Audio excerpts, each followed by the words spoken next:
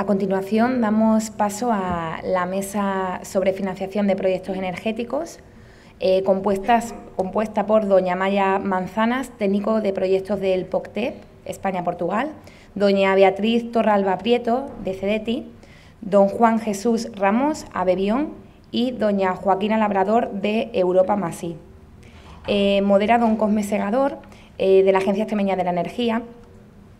Cosme es ingeniero industrial superior por la Universidad de Extremadura, especialista en energía, responsable de proyectos en empresa instaladora de energías renovables, también técnico de apoyo y la investigación por la Universidad de Extremadura en Parque Experimental Transfronterizo de Energías Renovables. También ha llevado ejecución de proyectos de plantas fotovoltaicas, biomasa, eólica, solar térmica en estudios de ingeniería propio, actualmente también. Profesor del Máster de Eficiencia Energética en la Edificación en la Universidad de Extremadura. Profesor del Máster de Energía y Recursos Renovables en la Universidad de Extremadura también y jefe del Departamento de Energías Renovables en Agenés. Presidente de la agrupación ATECIR Extremadura y en la actualidad coordinador técnico de Agenés. Gracias. Muchas gracias, Rocío. Bueno, bienvenidos a todos a esta mesa de financiación de proyectos energéticos. Realmente, una feria de energías no tendría sentido sin hablar de posibles líneas de financiación, tanto de proyectos europeos como de otras posibilidades, y por eso el darle esta importancia. Le ruego disculpas por la hora que tenemos, intentaremos ser lo más breve posible.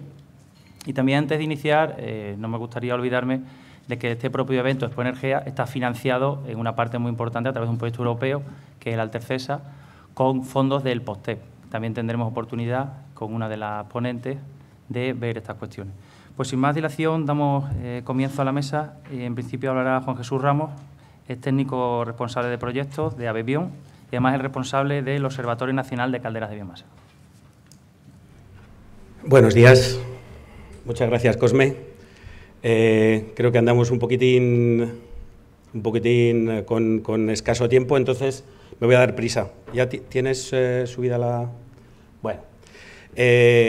Yo voy a hablar un poquito sobre la situación del sector de la biomasa, cómo está ahora, y cuál es su tendencia, y un poco que me pidieron hablar sobre las posibilidades de emprendimiento en este sector, ¿no? En el sector de la biomasa.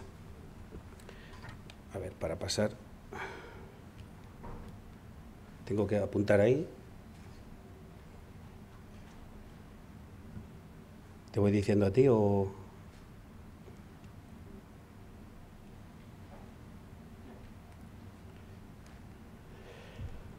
Bien, una pequeña carta de presentación. Simplemente yo trabajo en una asociación, ámbito nacional, de biomasa, bioenergía.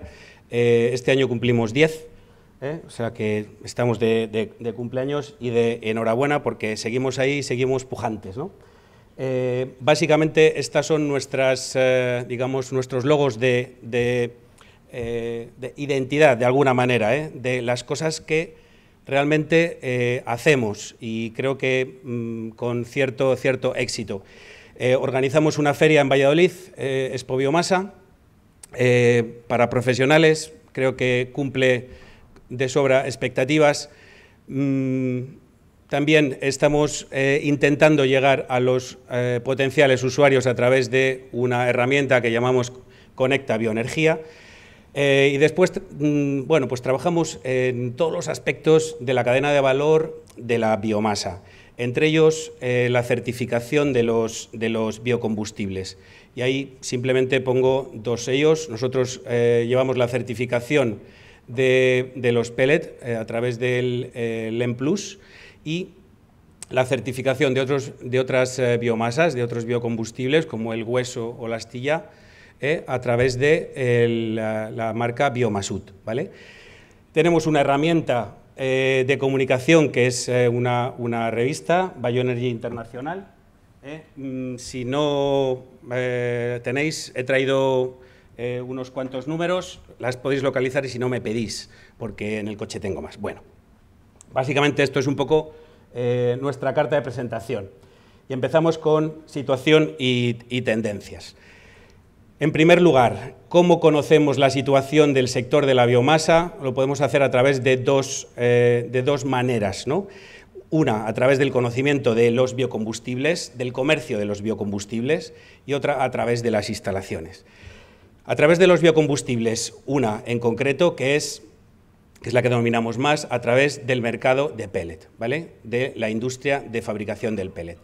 Ahí podéis ver en ese gráfico que la industria del pellet en España tiene una capacidad de 900.000 toneladas, que somos capaces de producir alrededor de unas 350.000 toneladas, y de esas 350.000, 300.000 están producidas bajo certificación.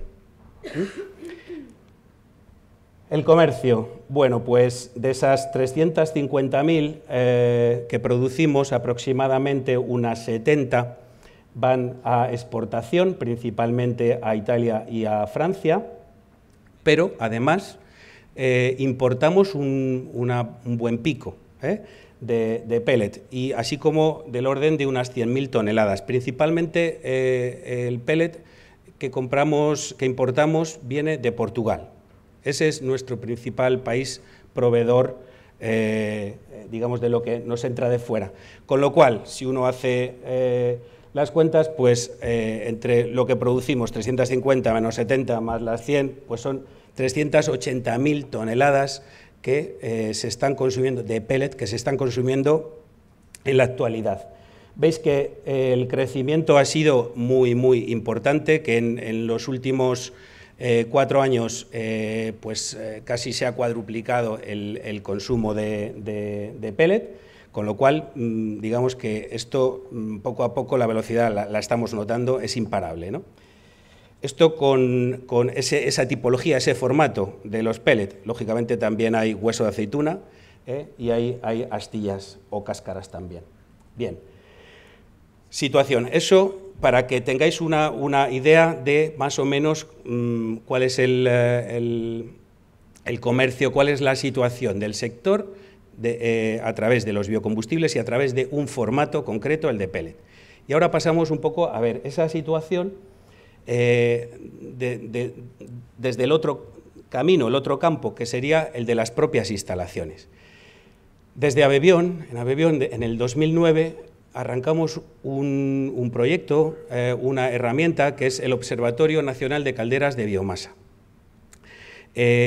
Lo único que se pretende con él es recopilar toda la información, todos los registros, ¿no?, de las instalaciones que consumen biomasa a nivel nacional, intentar analizar, pues lógicamente, esa situación y ver un poco las tendencias. Es muy complicado, pero digamos que poco a poco, desde el 2009 hasta ahora, pues hemos ido, bueno, pues añadiendo uno a uno esos registros.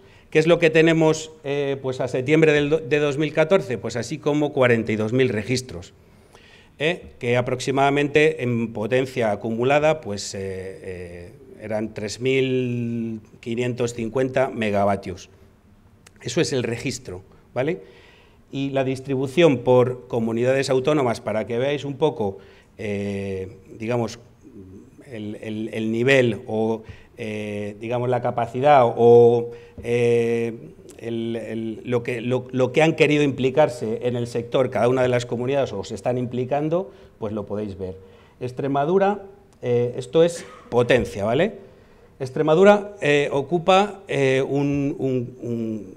yo creo que un meritorio cuarto puesto, básicamente porque la industria, el sector del tabaco inicialmente y la industria agroalimentaria está entrando mucho y rápidamente a utilizar biomasa, ¿vale? Otros sectores como el doméstico o las instalaciones de uso público van mucho más lentas, pero a nivel industrial digamos que el aumento ha sido muy rápido y potente y bueno, ya podría estar con las últimas referencias perfectamente en tercer lugar. Vale. Con esos datos, ¿cuáles son las estimaciones? Pues pensamos que ahora mismo tenemos alrededor de un 40% de las instalaciones que puede haber en España son las que tenemos registradas, con lo cual pues habría del orden de unas 110.000, 120.000 instalaciones realmente funcionando en España. Y en potencia, pues lógicamente de esas instalaciones podemos, digamos, encontrar más fácilmente las de mayor potencia, con lo cual, digamos, hemos estimado que tenemos alrededor de un 60% en potencia registrado en ese observatorio. Con lo cual, lo que habría en estos momentos en España aproximadamente de potencia instalada serían unos 6.000 megavatios. Vale. En Extremadura, un número muy pequeño de instalaciones, 279, y una potencia muy grande. Estuve en el mes de julio, justamente aquí en Badajoz también, en otro foro, y en ese momento la potencia era como de 203 megavatios de ese orden, ¿vale? Con lo cual, en un periodo relativamente corto de tiempo, el aumento de potencia en el observatorio pues, ha sido aceptable, notable.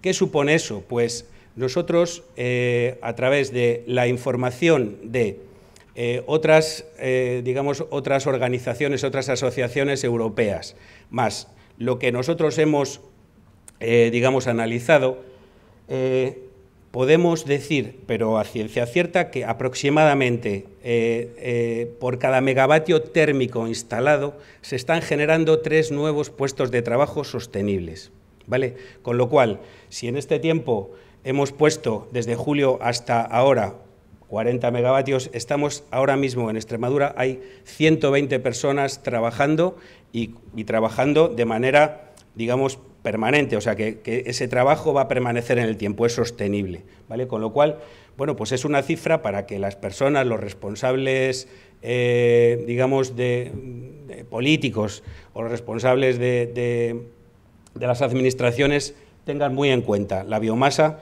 es el sector que más mano de obra genera. Y ahí podéis ver un mapa de un poco cómo se distribuyen por número de instalaciones en los municipios, cómo se distribuye en la comunidad autónoma. Otro valor creo que es significativo comentarlo. Voy a ir más rápido, que me estoy...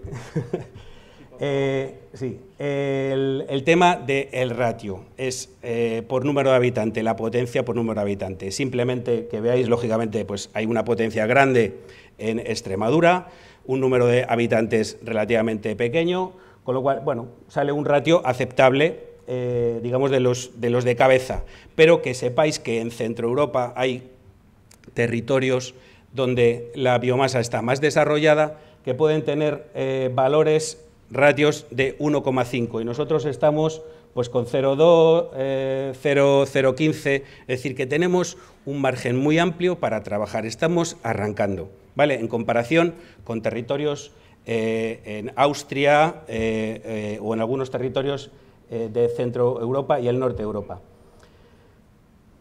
Ya os digo, voy a ir más rápido porque andamos mal de tiempo. Esto simplemente que veáis un poco cómo evoluciona, son cosas que obtenemos de ese observatorio. Cómo ha ido evolucionando por grupos de consumidores, ¿vale?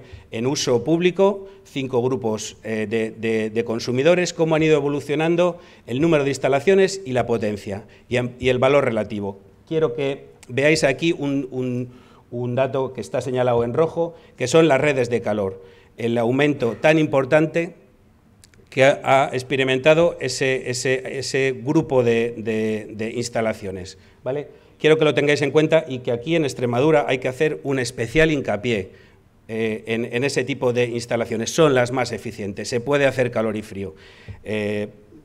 Aquí hay que hacer en esta comunidad mucho más en ese aspecto, son las más eficientes. En uso industrial, pues destacable, hoteles y servicios. Estos datos los podéis tener, los podéis comprobar, pero simplemente que sepáis cuáles son los grupos que más están, digamos, proporcionalmente trabajando y arrancando en biomasa. Grupos de uso domiciliario, me ciño a bloques de viviendas. Aquí en Extremadura, ahí veis un poco el crecimiento. En Extremadura hay 2 comunidades de vecinos con biomasa, 2. Una en Cáceres, otra en Mérida. Hay que hacer muchísimo trabajo en ese sentido. Municipios con biomasa, número de municipios que al menos tienen una instalación de biomasa. Esto fue en 2013 y esto en 2014.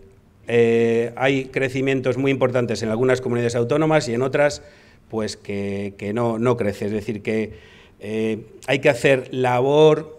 A mí me comentaron que venían aquí a este foro muchos, o venían algunos alcaldes, hay que hacer labor en el municipio, empezando con las instalaciones para uso público, intentar extender la idea de la utilización de recurso local. Y bien, ya voy rematando, vale, 2 minutos, vale, no más.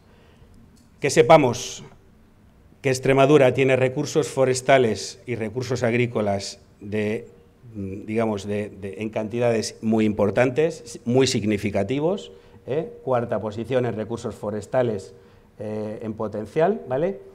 ¿Dónde poder utilizarlos? Aquí tenéis 2 centrales de generación eléctrica de las más recientes, las más nuevas, ¿vale?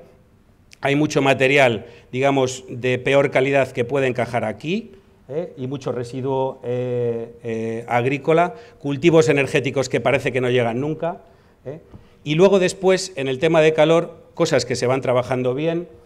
Os pongo algunos ejemplos interesantes. Esto es un centro logístico pues en Navalmoral, bueno, pues que es un ejemplo de emprendimiento y que puede ser muy interesante para movilizar el sector.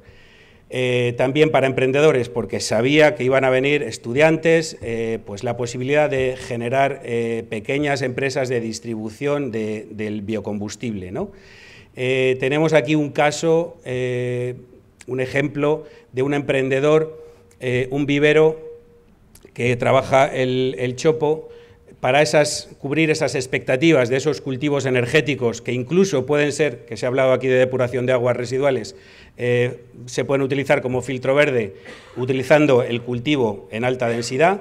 Y tenemos aquí un ejemplo de una persona con conocimientos muy importantes sobre chopos que trabaja en el vivero en Tiplán, en Valverde. Y después, a nivel de emprendimiento con nuevas herramientas tecnológicas, ponía 2 casos, uno concretamente de Imener, con mercado de biomasa, un poco intentando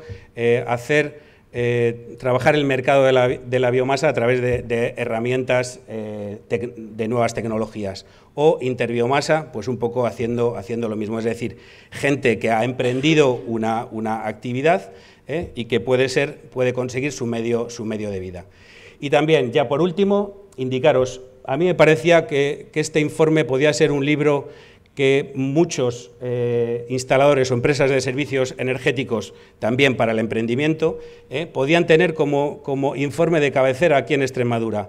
Lo ha hecho Altercexac y ha hecho un estudio de 300 y pico instalaciones y dice cuáles son las más propicias para que puedan entrar las empresas de servicios energéticos, cuáles son las que no llegarían, digamos, a esa rentabilidad para las empresas de servicios, con lo cual la Administración tendría que empujar un poquito para hacerlo rentable y que pudieran entrar. Es decir, esto es un libro de unas cuantas páginas que sí que es interesante para la gente que trabajáis en el mundo de la instalación y de las empresas de servicios energéticos, que echéis un vistazo. Y nada, bueno, ponía cuatro gráficas más, y estas eran un poco los condicionantes para las empresas de servicios, los 200.000 kilovatios hora año y el precio de la energía, 8 céntimos, que era lo que barajaban para decir si era rentable o no. Muchas gracias. Cualquier pregunta que tengáis sobre biomasa, aquí estamos después o en la tarde, estaré toda la tarde por aquí. Muchas gracias. Muchas gracias a ti, Juan Jesús. A continuación toma la palabra Joaquina Labrador, de la empresa Europa Masí. Es una consultora que está en Cáceres, cuyo principal fin es atraer fondos europeos para empresas y centros tecnológicos. Cuando quiera, Joaquina.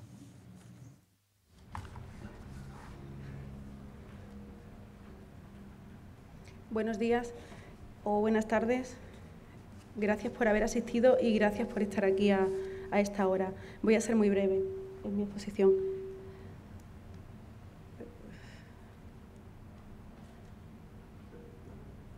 Bien.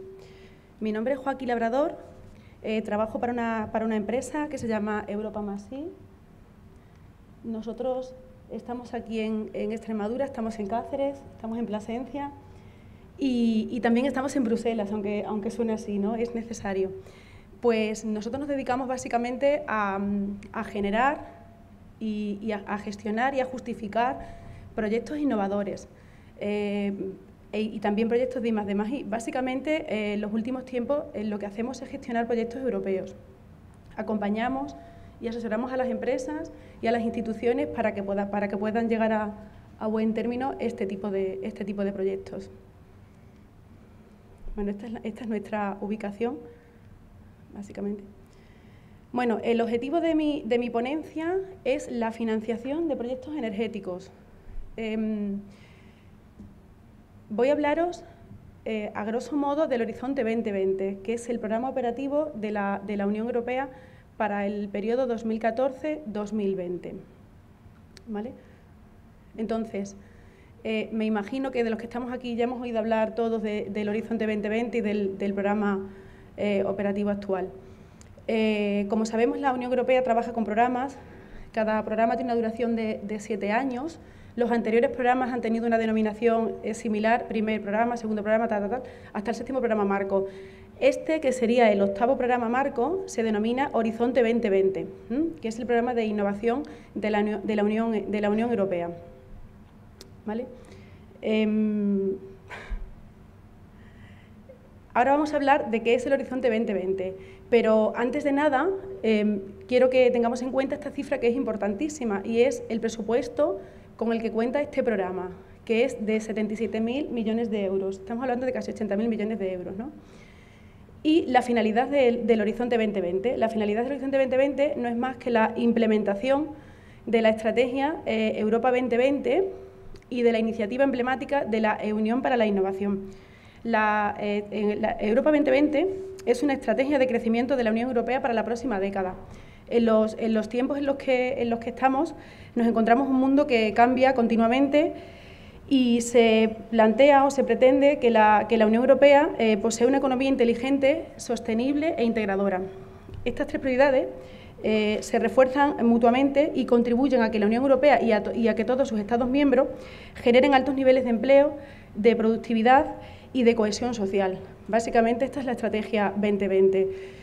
Y la Unión por la Innovación es una iniciativa, una de las 7 iniciativas con las que cuenta la estrategia Europa 2020, que consiste en dotar a las empresas y a las instituciones de la mayor cantidad de financiación posible para los proyectos innovadores, para que estos proyectos se conviertan realmente en servicios que se puedan comercializar o en productos, ¿no?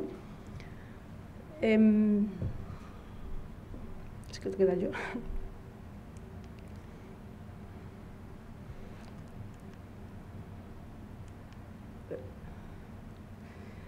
¿Cómo funciona el Horizonte 2020?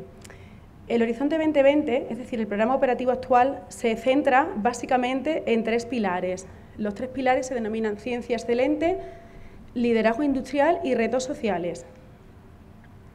Al hablar de ciencia excelente, dentro de este pilar tenemos 4 puntos básicos, ¿no? El Consejo Europeo de Investigaciones, las tecnologías futuras y emergentes, las acciones Marie Curie y las infraestructuras de investigación. Al hablar de liderazgo industrial, pues tenemos básicamente liderazgos en tecnologías facilitadoras, ¿vale? Y esto lo vamos a pasar. Y retos sociales es uno de los pilares, aunque los 3 pilares hemos dicho que son 3 pilares básicos, en retos sociales es donde más nos podemos mover a la hora de trabajar con financiación para energía, ¿vale? Pero lo paso rápido, Cosme, para que no me eches la bronca. ¿Qué tipo de proyectos se financian en el Horizonte 2020?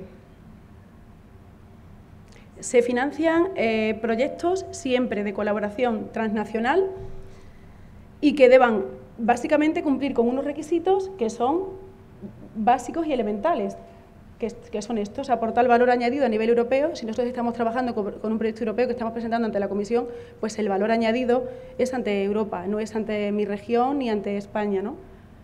Ser de aplicación exclusivamente civil, no militar, esto es importante.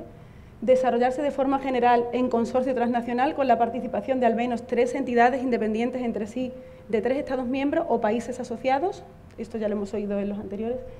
Ajustarse a las líneas específicas de investigación e innovación que se detallan en las líneas de trabajo, es decir, cuando nosotros trabajamos con un proyecto europeo, pues ajustarnos a la convocatoria y a los topics de la convocatoria, esto es fundamental. Y respetar los principios éticos y la legislación nacional y de la Unión Europea, ¿vale? ¿Quién puede participar en un proyecto europeo dentro del Horizonte 2020? Pues cualquier empresa o entidad que tenga una personalidad jurídica de cualquier Estado asociado, cualquier Estado miembro o de terceros países. ¿Quién está participando? Básicamente, universidades y centros tecnológicos. Pero una de mis funciones aquí es animar a las empresas a que participen también. Que no está enfocado únicamente a universidades y centros tecnológicos. La PYME tiene un papel fundamental en el Horizonte 2020. ¿Con qué tipo de financiación cuentan los proyectos? Pues esta parte, desde mi punto de vista, es la más interesante. Se trata de un porcentaje de financiación único que, varía en función del tipo de proyecto, ¿vale? En el caso, se subvencionan los costes directos y hay una tasa única del 25% para costes indirectos. Ya no estamos como en el 7º programa marco, que hablábamos de en torno al 10%. Aquí tenemos un 25%. La subvención puede llegar a ser un 100% de los costes directos en acciones de investigación e innovación en entidades sin ánimo de lucro y de un 75% en entidades con ánimo de lucro. Este dato yo creo que es interesante, no sé qué opinión os merece. No es interesante. Sí, ¿verdad? Pues mirad, con todo lo interesante que es, estos son los datos que tenemos aquí en Extremadura en el 7º programa marco. En el 7º programa marco, esta es la participación extremeña. 16 entidades, 4 empresas, 33 participaciones. Liderados, 1 de la Universidad de Extremadura, 2 de CIEMAT y 1 de Intromá. Guillermo, no sé si me equivoco, pero este de CIEMAT es de Madrid, no es vuestro, ¿no? ¿O es vuestro?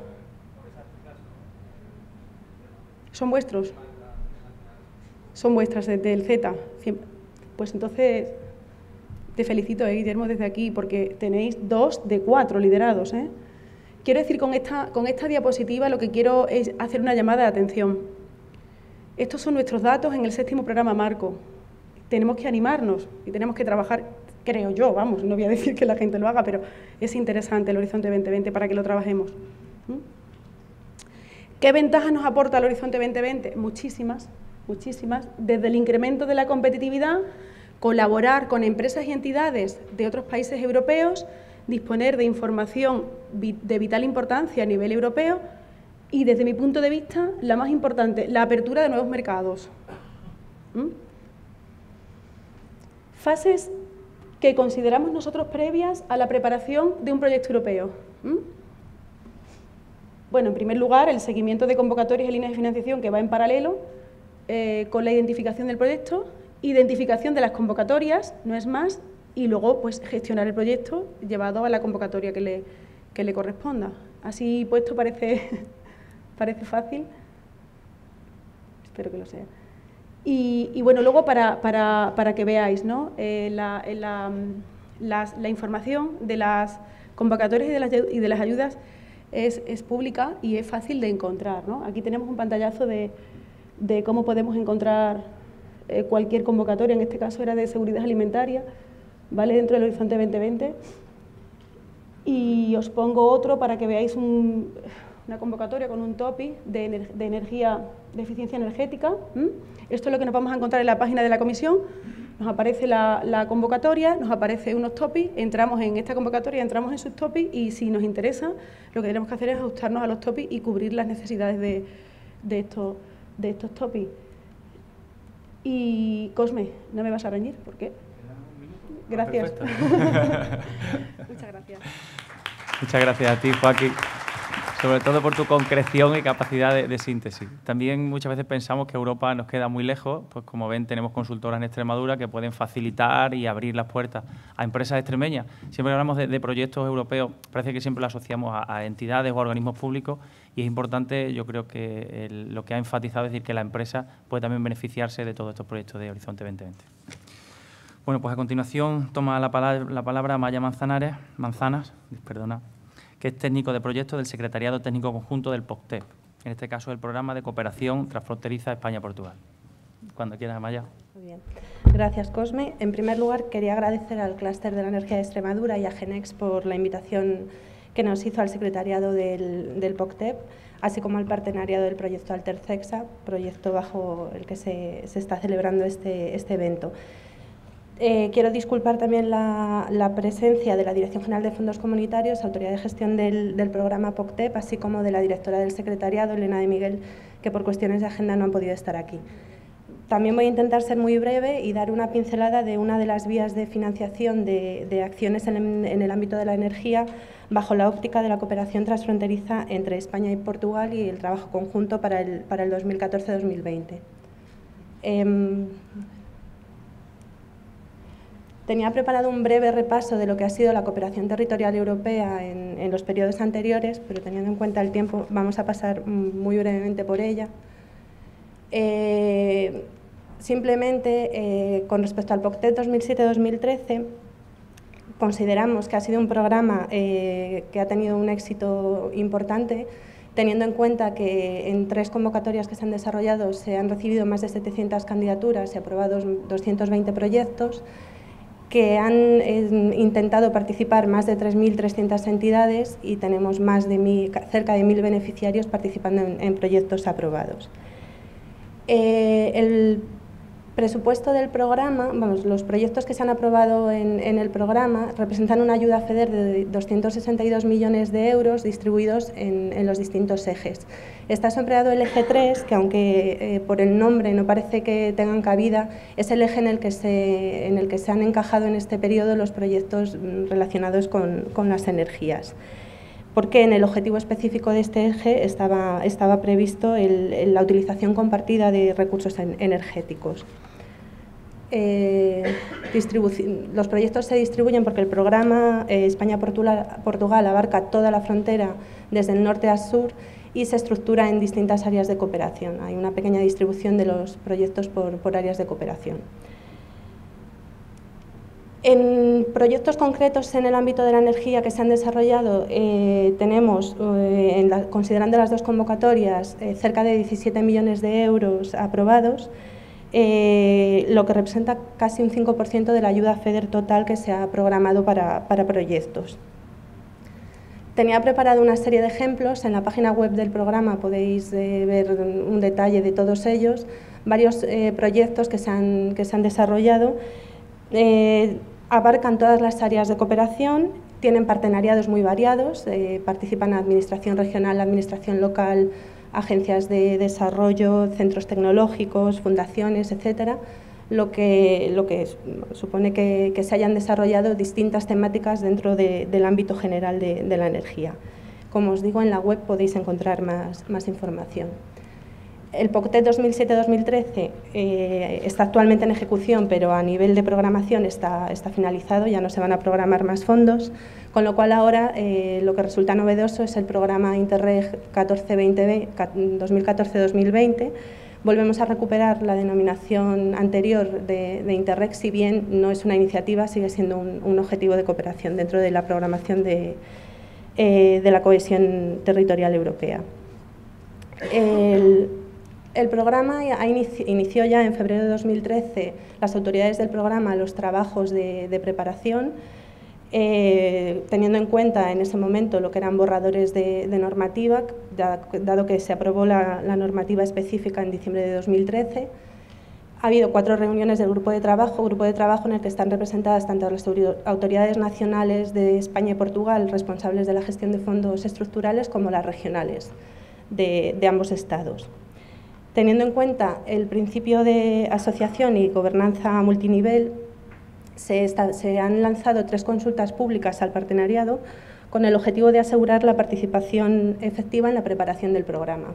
Se consultó sobre la propuesta de objetivos temáticos y de simplificación, se consultó nuevamente sobre la versión provisional del diagnóstico territorial que elaboraron las empresas consultoras y finalmente se hizo una consulta con un borrador del programa operativo. Ha habido aportaciones de en torno a 150 entidades que se han tratado y tenido en cuenta en la versión final que se presentó a la Comisión Europea el 1 de agosto del 2014 por la Autoridad de Gestión y que está pendiente de aprobación definitiva. Algunas novedades muy rápidas del Interreg España-Portugal 14-20 es el territorio.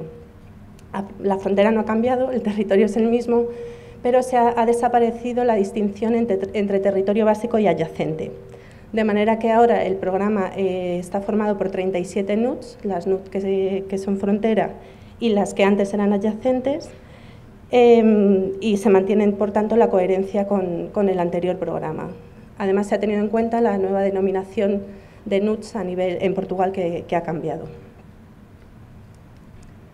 Como decía anteriormente ¿Joaquín?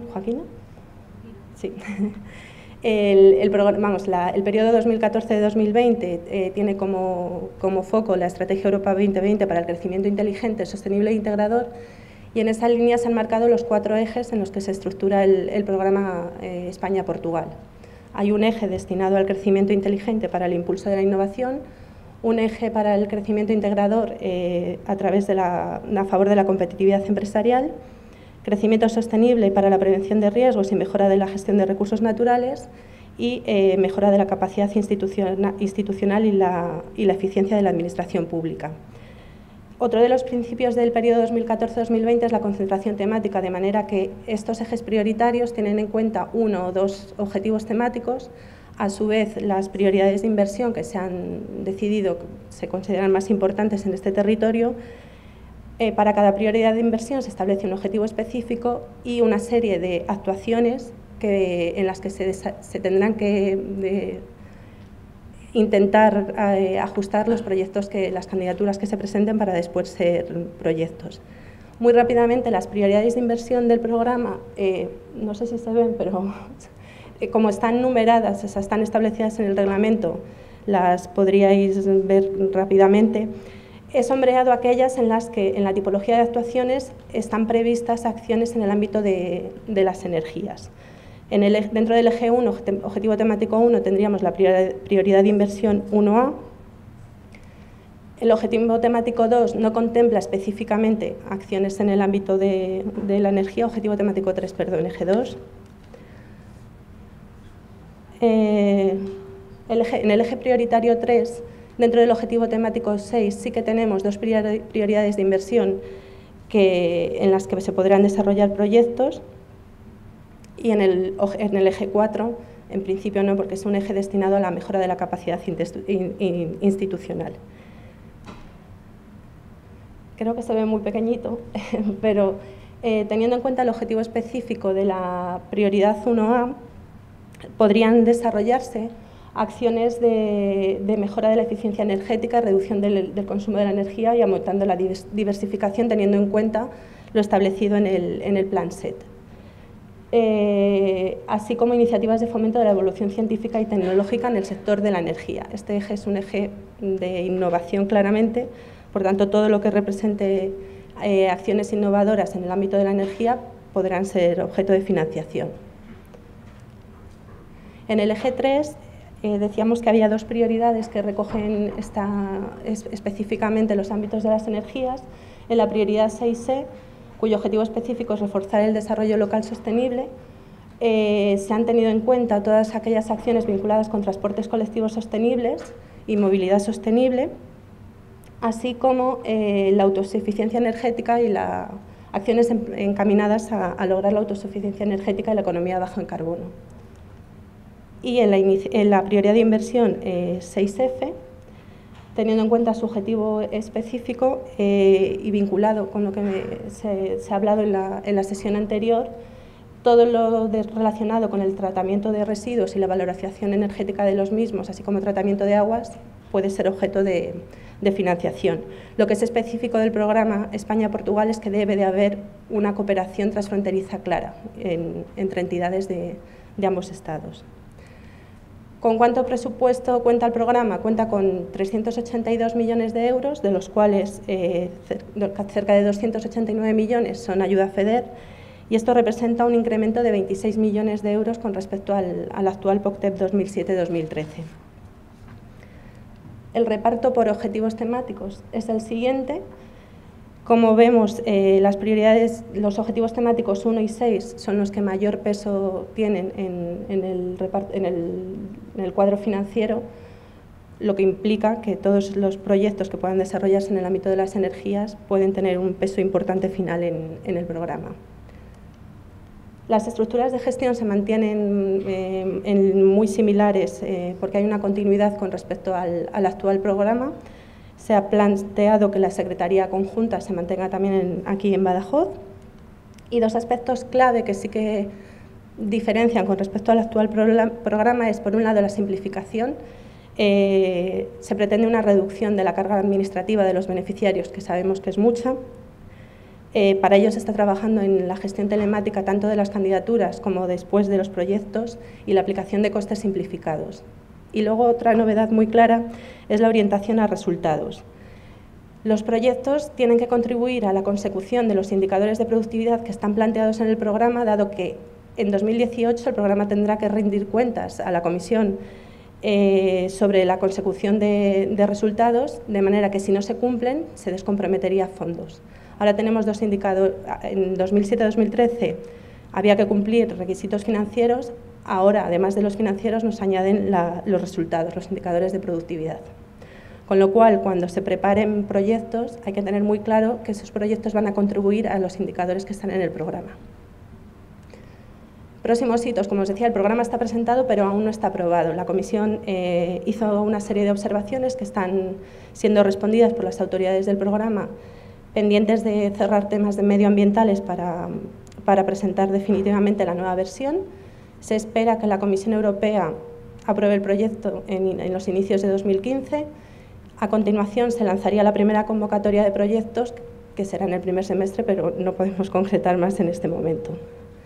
Los proyectos se presentan en el marco de una convocatoria pública que aprueba el Comité de Seguimiento y todas las bases, requisitos y demás serán publicadas en la página web del programa. De momento os pongo la del actual POCTEP porque se está trabajando en la elaboración de una nueva web. Es en esta web, en la parte señalada de presentación, está toda la información que hasta ahora tenemos sobre el programa 2014-2020. Por mi parte es todo, creo que también he cumplido tiempos. Y simplemente animar a que se vayan preparando ideas de proyecto, partenariados para trabajar conjunto, para que cuando llegue el momento se puedan presentar los proyectos. Gracias. Muchas gracias.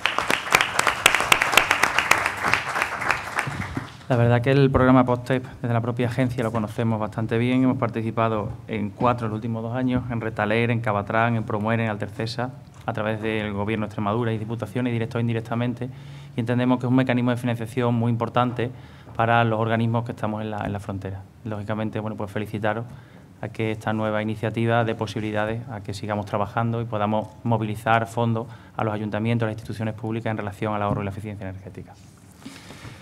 Bueno, y sin más, tiene la palabra Beatriz Torralba Prieto, de CEDETI, que es el Centro para el Desarrollo Tecnológico e Industrial. Ella pertenece al Departamento de Salud, Bioeconomía, Clima y Recursos Naturales, dentro de la Dirección de Promoción y Cooperación, y es la técnico especialista en todas las cuestiones medioambientales. Cuando quieras, Beatriz.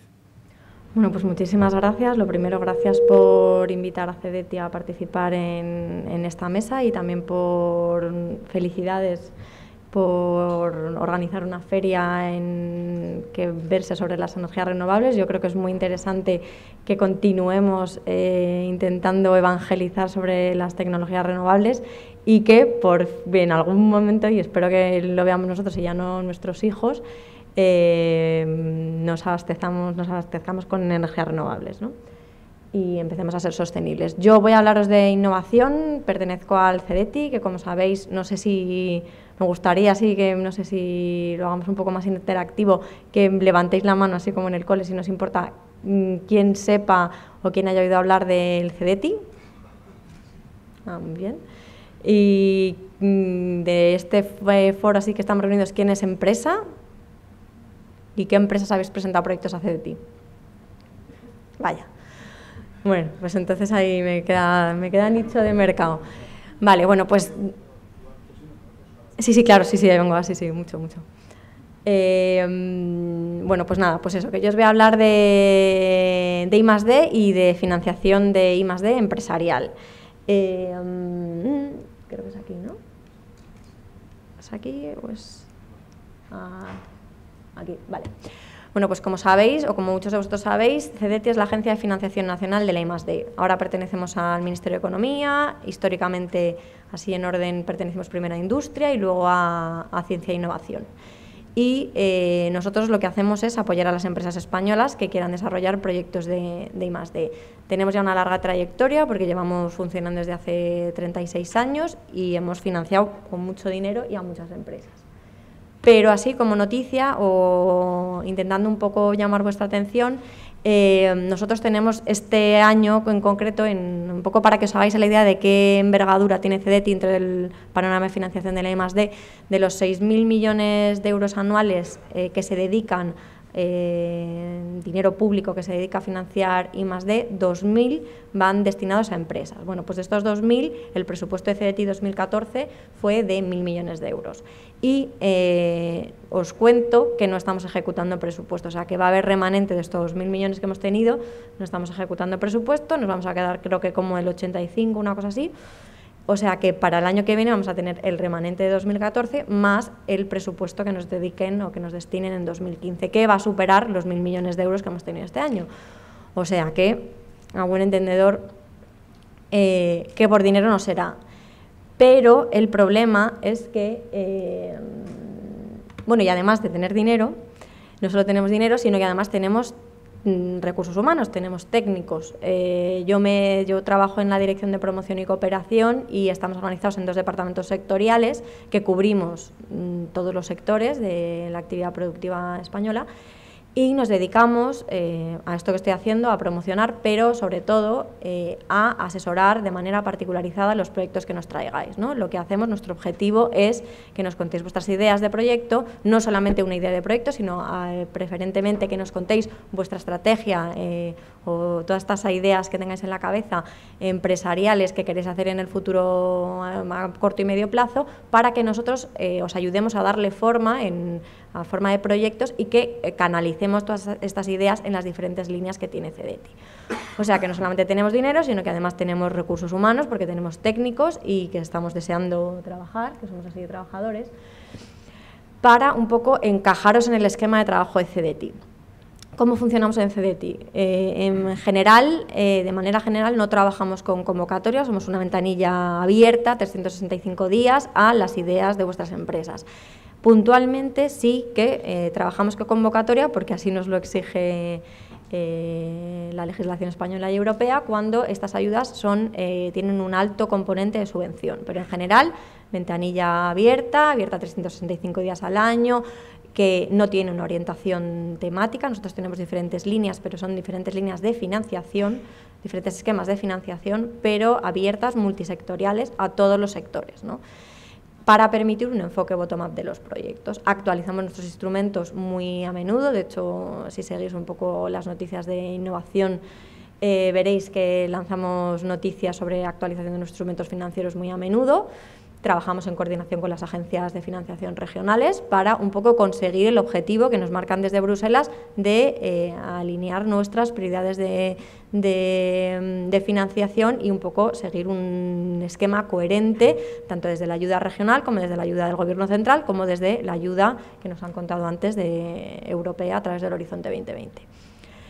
Y bueno, también CDTI es organismo gestor intermedio europeos. Hay una parte de nuestra financiación así, un poco a grandes rasgos, se nutre de la devolución de los créditos que damos a las empresas, otra parte vía presupuestos generales del Estado y otra parte nos viene de fondos FEDER, de fondos dedicados a la I+D por parte de Europa. Y bueno, esa sería un poco nuestra caja global con la que funcionamos.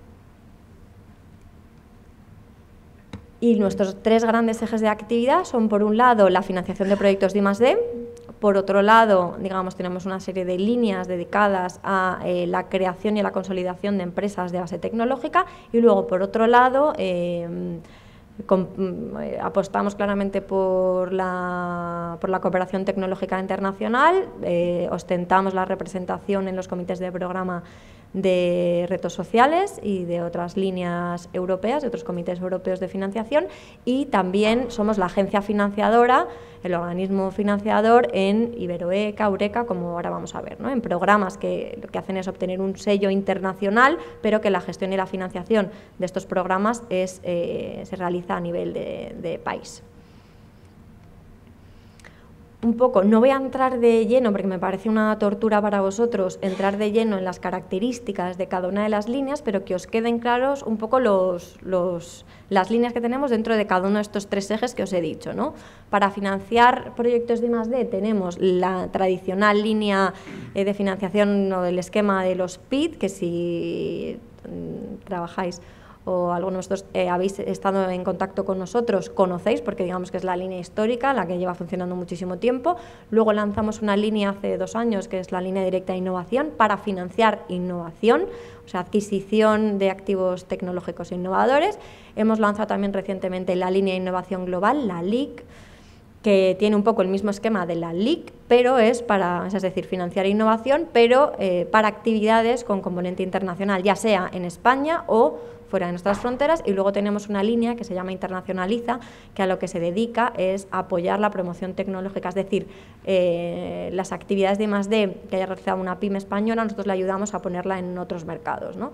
Adaptaciones tecnológicas, homologaciones, patentes. En relación con la actividad o con las líneas que tenemos para apoyar la creación y la consolidación de empresas de base tecnológica, tenemos la línea de Neotec, que ahora mismo está cerrada porque la estamos actualizando.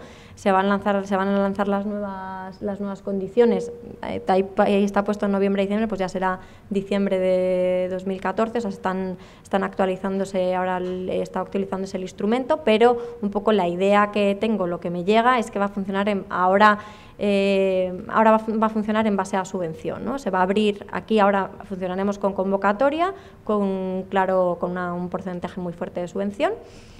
Luego también tenemos la línea Neotec Capital Riesgo y el programa Invierte. Y en relación con la cooperación tecnológica internacional, como os decía, ¿no? Somos la agencia de financiación nacional en el esquema, supongo que conocéis, ¿no? Pero Eureka, Eurostars e Iberoeca no dejan de ser programas multilaterales de cooperación tecnológica internacional. Eureka y Eurostars en el ámbito europeo.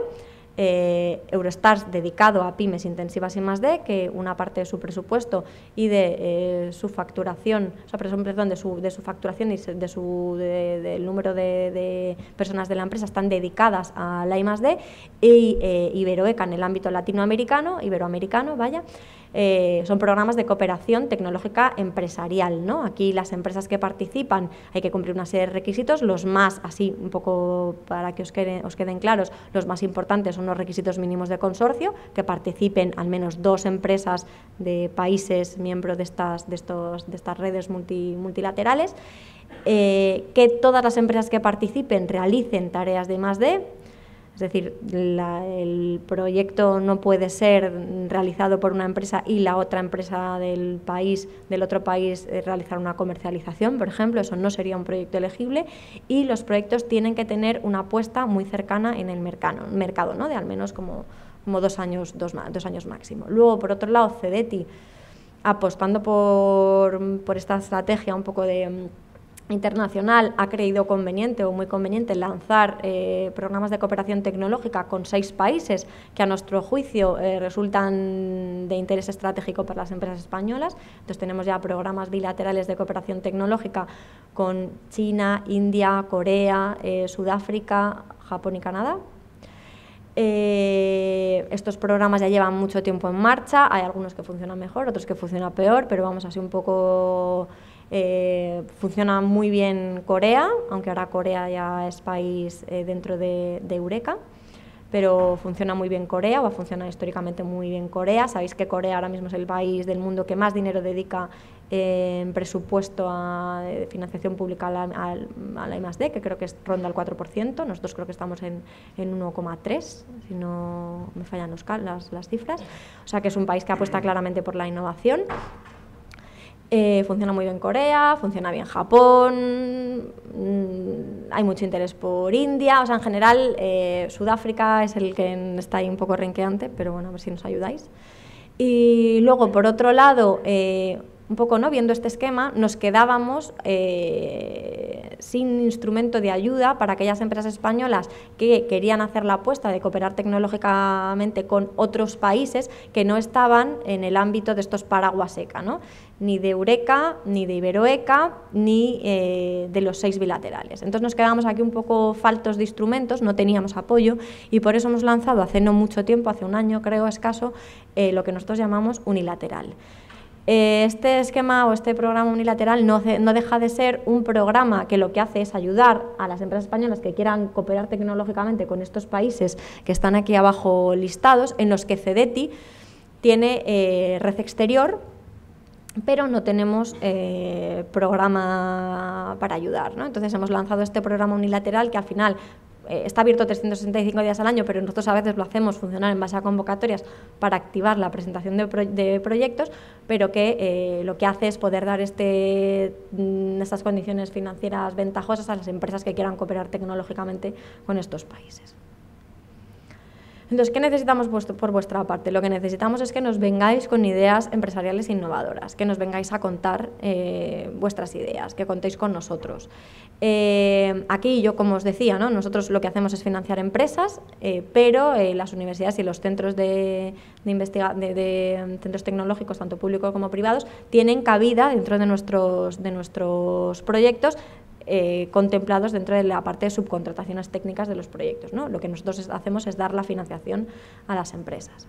Entonces, ¿cuáles son los pasos a seguir? Tenéis esta idea, nos contactáis con los técnicos de mi división, de la División de Promoción y Cooperación. Nosotros os ayudamos a darle forma al proyecto, a cumplimentar los requisitos documentales y lo presentáis. Nosotros tenemos una aplicación, o sea que todo es telemático, lo presentáis a través de la aplicación de CEDETI. ¿Y a qué podéis tener acceso? A mí, en un foro así en Extremadura, la verdad, me da como vergüenza hablar de las condiciones de financiación, porque por lo que me cuentan tenéis unas condiciones tan extraordinarias en financiación regional que me da como un poco de vergüenza contaros las de CEDETI, pero bueno, ahí van. Nosotros lo que hacemos es dar créditos con una parte, ahora mismo los créditos los estamos dando a Euribor, con una parte de tramo no reembolsable, eufemismo para decir subvención. Este crédito lo damos sobre el 75% del presupuesto elegible, a veces ampliable hasta el 85%, ¿no? Y el tramo no reembolsable, ahora lo vemos en la siguiente diapositiva, pero bueno, está como entre el 5% y el 30% y depende de una serie de factores. No vamos a entrar porque aparte son condiciones que creo que se van a actualizar próximamente, y aparte como también próximamente vamos a tener ya el fondo FEDER de nueva ronda disponible para ejecutar, pues ahí también las regiones, en función de la nueva clasificación, sé que Extremadura mantiene objetivo 1, o sea que las empresas extremeñas pues todavía tendréis las mejores condiciones. El requisito mínimo, el presupuesto mínimo necesario para venir a CEDETI es de 175.000 euros y a destacar, yo creo, las condiciones de devolución del crédito, porque podéis cobrar un fuerte anticipo al principio del proyecto y la devolución del crédito no se efectúa en ningún caso hasta 2 años después de la finalización. O sea que vamos, que si es un proyecto técnicamente bueno, con un mercado razonable, tampoco nada excesivo, pues permite, digamos, rentabilizar la ayuda y luego ya poder empezar a devolver. Aquí tenéis los tramos no reembolsables, que creo que se van a actualizar muy pronto. Aquí también. Y un poco para que os quede claro qué sería o qué concepto sería en presupuesto elegible, ¿no? Nosotros en las líneas de financiación de I+D podríais meter amortizaciones de equipos, el coste de todo el personal adscrito al proyecto, desde los más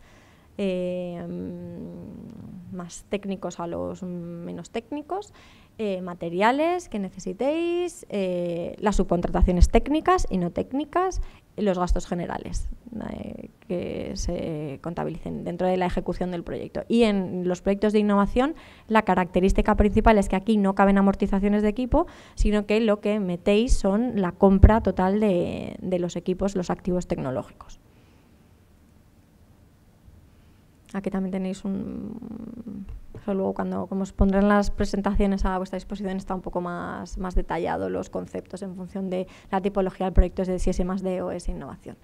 Y para que os quede claro un poco cuál sería, una vez presentado el proyecto y cómo sería, digamos, la tramitación interna de los proyectos, ¿no? En CDTI nosotros tenemos una dirección para evaluar los proyectos de manera técnica y una dirección también para evaluar los proyectos de manera económico-financiera, es decir, los proyectos sufren una evaluación técnica y una evaluación económico-financiera. En relación a la evaluación técnica, ¿qué es lo que buscan en qué se fijan mis compañeros de la dirección de evaluación?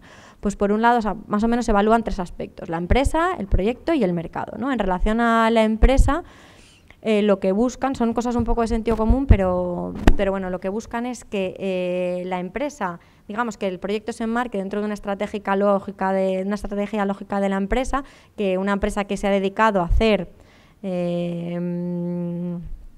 molinos de viento no presente un proyecto sobre, no sé, fabricación textil, es decir, un proyecto marcado dentro de una estrategia lógica de la empresa y por lo tanto que la empresa tenga capacidad técnica para acometer el proyecto.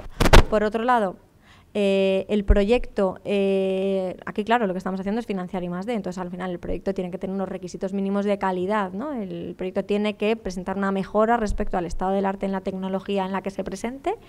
Tiene que tener unos objetivos que sean ambiciosos pero asumibles. Luego también nos fijamos en la metodología con la que presentáis el proyecto, la metodología, el plan de trabajo, o sea, cosas así un poco de sentido común. Y en relación al mercado, pues claro, nos gustan proyectos cercanos al mercado, que abran nuevos mercados y si estos mercados son internacionales, mucho mejor. Y si además de toda esta lógica en lo que se traduce efectivamente es que la empresa hace nuevas contrataciones o contrataciones estables, pues también nos gusta mucho más. Es decir, dinero dedicado a I+D que luego se materializa en apertura de nuevos mercados internacionales y, digamos, contratación o creación de empleo, ¿no? Un poco atacando ahí a las debilidades no sé si las debilidades de las empresas españolas o de España en su conjunto. Y luego, por otro lado, en relación a la evaluación económico-financiera, los proyectos sufren... Lo que intentamos ver aquí es que la empresa tenga capacidad financiera para realizar el proyecto, por lo tanto le pedimos una parte de recursos propios, aproximadamente el 30%, y por otro lado nosotros también tenemos que garantizar que la empresa es capaz de devolver el crédito, porque como os decía, funcionamos, esa parte de retorno financiero de las ayudas es lo que nos permite en parte continuar ayudando a otras empresas, ¿no? O sea que, y de un poco del análisis de estos dos conceptos, determinamos si el proyecto, la adjudicación del proyecto requiere de condiciones adicionales, ya sea en materia de ampliación de capital o de avales. Y un poco para destacaros las novedades que tenemos ahora mismo, en relación a convocatorias, hay una convocatoria en el ámbito de Iberoeca con México, que se ha abierto ahora recientemente, en la que digamos que tiene ciertas orientaciones sectoriales y está vuestro sector incluido. Luego también tenemos una segunda llamada para la presentación de proyectos dentro de este programa bilateral con India, que os contaba antes, también orientado a las tecnologías cleantech. Luego, como os decía, este programa unilateral, que os decía que estaba abierto todo el tiempo, pero que también nosotros lo hacíamos funcionar en base a convocatorias, vamos a abrir una próximamente, ahora a principio de 2015, o sea que también para poder atacar esos países que veis antes listados. Probablemente abramos convocatoria conjunta con Israel, Turquía y Portugal en el ámbito de Eureka. O sea, esto, digamos, podéis presentar proyectos siempre. Lo que pasa es que nosotros hemos visto que la creación de llamadas conjuntas activa la generación de proyectos y además, digamos que homogeniza los tiempos en los diferentes países, ¿no? Como os decía que estos países, o sea, que estos programas es un sello internacional, pero luego gestión y financiación descentralizada, es una manera un poco de ir acompasados con el organismo financiador en Israel, por ejemplo. Luego en Eurostars, que funciona en base a cut-off dates, tenéis la próxima cut-off date es en marzo. Dentro de Iberoeca vamos a lanzar, que no habíamos lanzado hasta ahora, una convocatoria conjunta con Brasil y estamos recogiendo ideas de posibles proyectos en cooperación tecnológica con Japón, porque los japoneses nos piden que haya como un número de proyectos mínimos, a que haya un poco una necesidad para lanzar una convocatoria conjunta. O sea que estamos un poco recogiendo ideas de proyecto en cooperación tecnológica con Japón. Y para seguir estas novedades, más información sobre estas novedades y sobre novedades futuras, aquí tenéis la home de CEDETI. Hay una parte que es resalta donde están las listas de distribución. Es unas listas de distribución que hemos actualizado hace poco, o sea que si no estáis dados de alta, os recomiendo que os deis de alta. Y luego además también tenemos un Social Media Hub que lo que hace es dar información, enviar información a vuestros perfiles si tenéis en redes sociales, en Twitter o en Facebook. O sea que os animo a que nos sigáis de todas esas maneras y que, como os decía, si tenéis ideas o no tenéis ideas, da igual, nos vengáis a ver o nos llaméis o nos conectamos por Skype o hacemos lo que sea necesario para hablar con vosotros e intentar asesoraros en generación de proyectos. Como os decía al principio de la presentación, tenemos dinero, no estamos ejecutando presupuesto y no tenemos muchos proyectos en cartera. Así que yo creo que tenéis que venir con muchas ideas a nosotros. Muchas gracias y eso, como os decía, gracias por la invitación. Gracias a ti, Beatriz. Bueno, aunque estamos fuera de tiempo, aunque sea 3 o 4 minutos para alguna pregunta, algo en concreto, sí que os pediría, por favor, mucha concreción y lo mismo a los ponentes en la respuesta. ¿Alguna cuestión?